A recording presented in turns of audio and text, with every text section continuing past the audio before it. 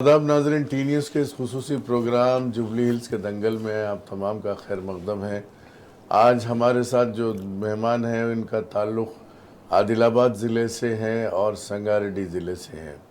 मेरी मुराद है अली जनाब मोहतरम इम्तियाज़ मोहम्मद इम्तियाज़ ख़ान साहब उर्फ़ लाला, जो जैनूर आदिलाबाद डिस्ट्रिक्ट से ताल्लुक़ रखते हैं और यहाँ पर यूसुफगुड़ा डिवीज़न में काम कर रहे हैं।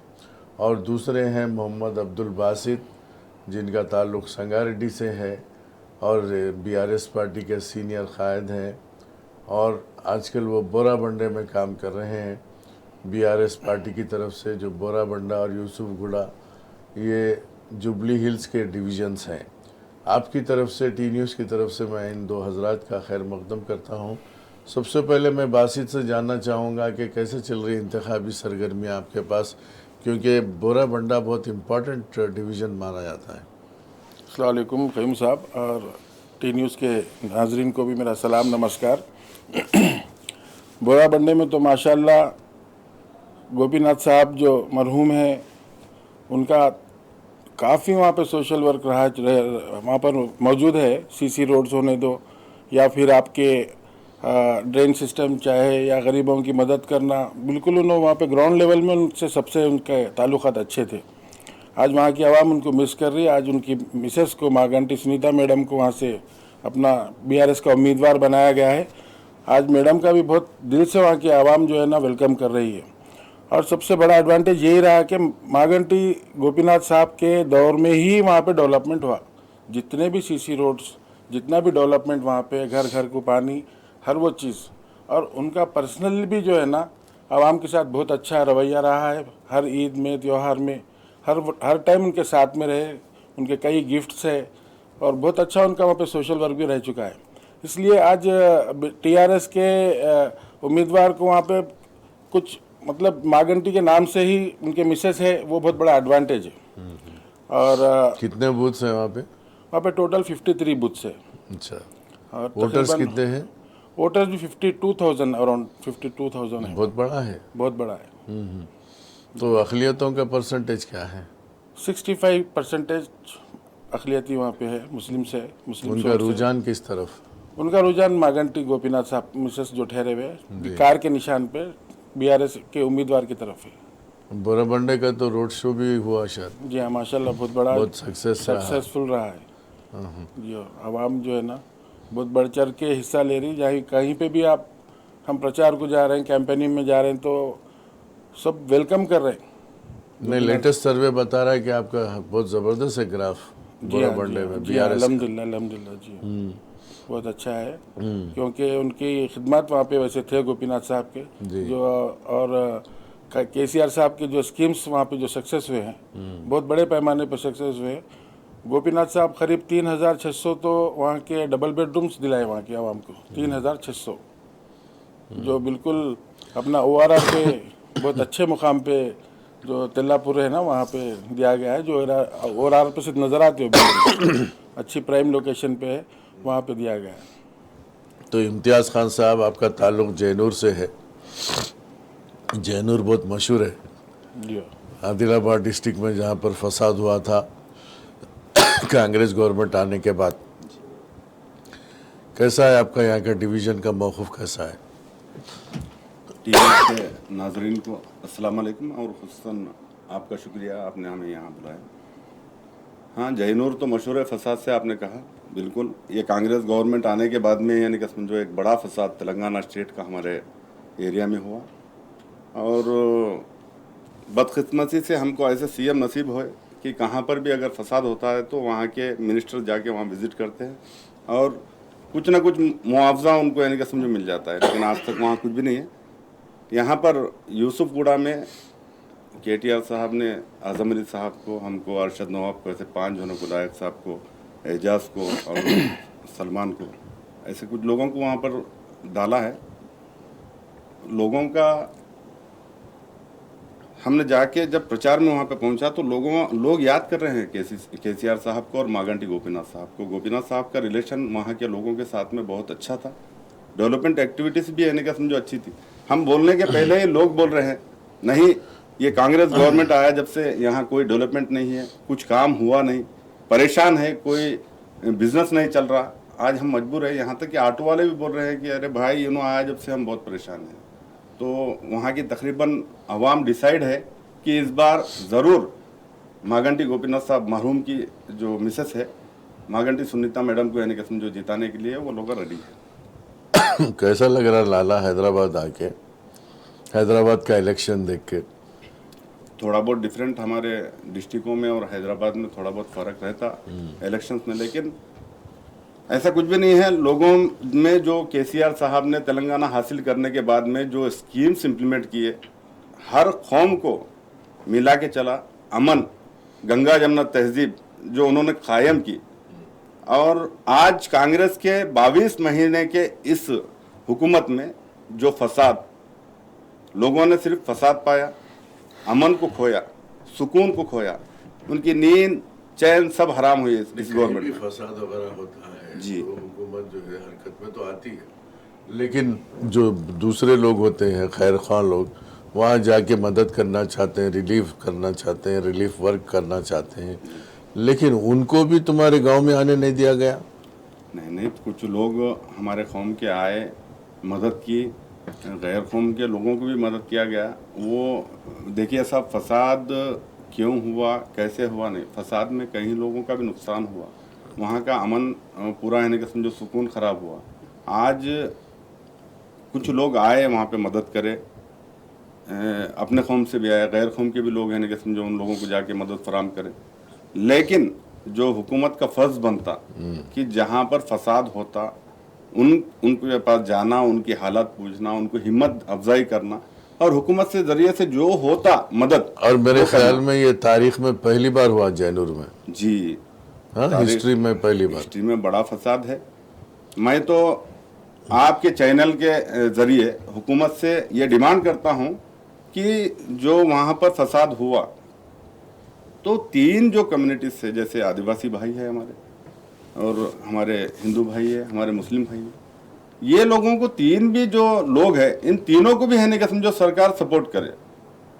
वो फसाद अगर भूलना है लोग, वहाँ पे अमन से सुकून से जीना है लोग, तो ज़रूर है गवर्नमेंट उनके पास जाए, उनके प्रॉब्लम्स को सॉल्व करे, उनको माशी तरीके से, फाइनेंशियल तरीके से हेल्प करे। सही है। अफसोसनाक हादसा है साहब, तेलंगाना स्टेट जो कायम किया गया था सुनहरा तेलंगाना के नाम से, केसीआर साहब 10 साल हुकूमत करें, 9.5 साल की हुकूमत में कभी भी कहीं पर भी ऐसे परेशानी वाले दिन नहीं आए, और सुकून अमन था, खुश थे लोग, काश्तकार भी खुश थे। तेलंगाना में केसीआर की हुकूमत बनने के बाद में रैतु बंधु, रैतु बीमा, अच्छे स्कीम्स दिया गया, काश्तकारों को सपोर्ट किया गया। उसके बाद में जैसा गरीब लोगों के वास्ते शादी मुबारक, ये बहुत बड़ा ज़बरदस्त काम केसीआर साहब की हुकूमत में हुआ।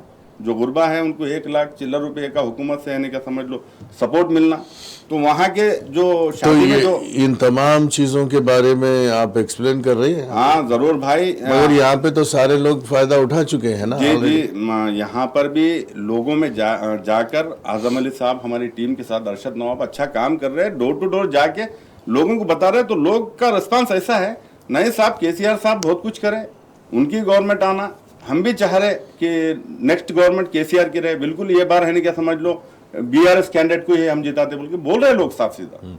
अच्छा बासित, वो तुम्हारे एरिया में तो मैं सुना कि बहुत सारे हर घर में गोपीनाथ के तोहफे रखे हुए हैं। जी हाँ, जी हाँ, जी। किसी के पास प्रेशर कुकर है, किसी के पास शीर खुरमे का सेट है।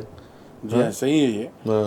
गोपीनाथ साहब जो है ना, उन्होंने अपने पर्सनल खर्चे से भी जो है हर घर में, हर घर में, और ऐसा वैसा भी नहीं भाई, क्वालिटी का, बहुत अच्छी क्वालिटी का जो बोल सकते हैं अपन कि 1000, 1200, 1500 ऐसे। उन्होंने एक बहुत बड़े प्रोड्यूसर भी थे, फिल्म प्रोड्यूसर, अच्छा, डिस्ट्रीब्यूटर भी थे जी।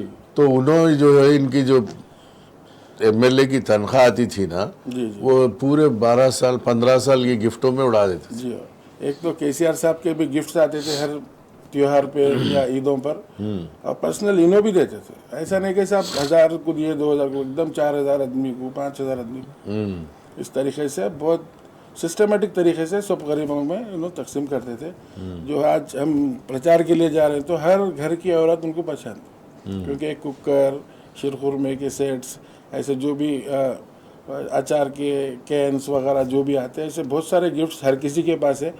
तो उन्होंने एक हर घर में उनको एक गिफ्ट देने से क्या हो गया, सब उनको अच्छी तरीके से जानते पहचानते और हर किसी से उन्होंने मिलनसार है, हिंदू मुस्लिम सबसे। बस्तियों में उनका बहुत अच्छा उनसे ताल्लुकात रखे, हर घर वाले पहचानते, उनको पर्सनली पहचानते। ऐसा होता है यहाँ आए तो हमारे से मिल के जाते थे बोलते। हाँ, वो बहुत बड़ा। अच्छा, लेडीज में भी बहुत लेडीज में ही सबसे ज्यादा ज़ईफ खवातीन जो है वहाँ के, ऐसा याद कर रहे हैं उनके बेटे को, उनको याद करे जैसा। बिल्कुल ये सच बात है।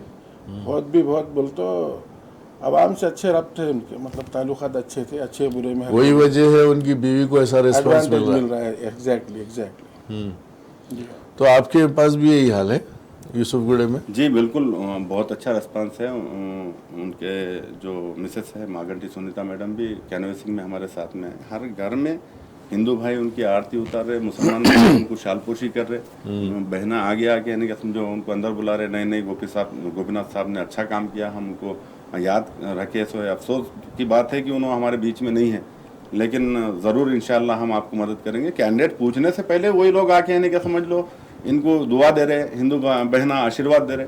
अच्छा माहौल है अभी तो, यानी कि समझ लो मेरे हिसाब से बहुत बेहतरीन तरीके से वहाँ पर कामयाब होगी बीआरएस पार्टी। और परसों देखो ना हाल क्या है यहाँ पे। हमारे सीएम साहब केटीआर साहब के बार बार स्पीच करने के बाद कि मुसलमानों को क़यादत नहीं दी है, ना एमएलसी है, ना एमएलए है, ना तो मिनिस्टर है। ये बार बार केटीआर साहब के स्पीच देने से, केटीआर साहब के बीआरएस पार्टी के प्रेशर से अजहरुद्दीन साहब को उन्होंने मिनिस्टर बनाया, माइनॉरिटी वेलफेयर मिनिस्टर बनाया। उसके बाद में एक दिन आप गाड़ी पे देखे अजहरुद्दीन साहब उन्होंने गाड़ी चढ़ने के बाद में सलाम कर रहे तो उनको निगलेक्ट कर रहे, यानी कि मिनिस्टर बना के भी तुम दिल से नहीं बनाए। टीआरएस के बीआरएस के प्रेशर में आपने मिनिस्टर बनाया उनको, और उनका सलाम भी कबूल नहीं कर रहे। ये लोग लाइव देखे हैं। उसके अलावा आप सीएम साहब तो डायरेक्ट एक गाड़ी के ऊपर खड़े हो जाके कहते हैं कि कांग्रेस है तो मुसलमान है, कांग्रेस से मुसलमान की इज्जत है, कांग्रेस नहीं है तो मुसलमान कुछ नहीं है। मैं आपके टीवी चैनल के थ्रू सीएम रेवंत रेड्डी साहब को कहना चाहता हूं कि अल्लाह ने हमें ईमान वाला बना के पैदा किया, हुजूर पाक सल्लल्लाहु अलैहि वसल्लम की उम्मती बना के पैदा किया, वो हमारी इज्जत है। और आप ये जानिए अगर मुसलमान नहीं है तो कांग्रेस नहीं है, मुसलमानों से ही आप कांग्रेस पार्टी की इज्जत है, मुसलमानों से यानी कि समझो कांग्रेस पार्टी बचे वाली है। अगर आप ये बात कहते हो कि मुसलमानों की कांग्रेस से इज्जत है, मैं इस प्रोग्राम के जानिब से जुबली हिल्स के पूरे मेरे मुसलमान भाई बहन से अपील करता हूं, जो हुकूमत में कहीं फसाद हुए, कहीं मुसलमानों को परेशान किया गया, आखिर आपके एरिया में सीएम साहब चढ़ के बोलते हैं कि कांग्रेस है तो मुसलमान है, कांग्रेस है तो मुसलमानों की इज्जत है। मैं आपसे अपील करता हूं, अदबन गुजारिश करता हूं कि आपका कीमती वोट कार के निशान को मार के सीएम रेवंत रेड्डी को जवाब दीजिए कि मुसलमानों से ही कांग्रेस की इज्जत है। अगर मुसलमान वोट नहीं डाला तो आपकी कोई इज्जत नहीं है। मैं अदबन गुजारिश करता हूं बार बार आपसे। बासित जी, आपका क्या ख्याल है? बिल्कुल सही बोले भाई, जो भी बोले हैं बिल्कुल सही है। कांग्रेस को जो है ना हमेशा से उनको, आज कांग्रेस बची हुई है तो मुसलमानों से बची हुई है, यहाँ ही नहीं बल्कि पूरे हिंदुस्तान में। आज़ादी से लेकर अब तक जब भी इनके बुरे वक्त में साथ दिया तो मुसलमान ही साथ दिया। और मुसलमानों की इस तरीके से सीएम बोलना बहुत गलत बात है जी। और उन्हें माफ़ी नहीं मांगे अब तक, उन्हें माफ़ी मांगना चाहिए था। नहीं, वो बहरहाल इज्जत तो देने वाला लेने वाला ऊपर बैठा है। बेशक इनके बोलने से क्या होता, वो तो इज्जु मंतशा व तो जिल्लु मंतशा। तो नाजरीन वक्त और इजाज़त नहीं देता, और बट बहुत अच्छा लगा इन दोनों के साथ। एक का ताल्लुक़ संगारेड्डी और एक का ताल्लुक़ आदिलाबाद, और लेकिन ख़यालात एक और मंशा एक, मंजिल एक। तो नाज़रीन आपकी तरफ से, टी न्यूज़ की तरफ से मैं इम्तियाज़ ख़ान उर्फ़ लाला और मैं मोहम्मद अब्दुल बासित उर्फ़ लकी का शुक्रिया अदा करता हूँ। अब दीजिए इजाज़त क़य्यूम अनवर को। मिलते हैं अगले प्रोग्राम में। देखते रहिए टी न्यूज़, तेलंगाना के दिल की धड़कन। खुदा हाफ़िज़।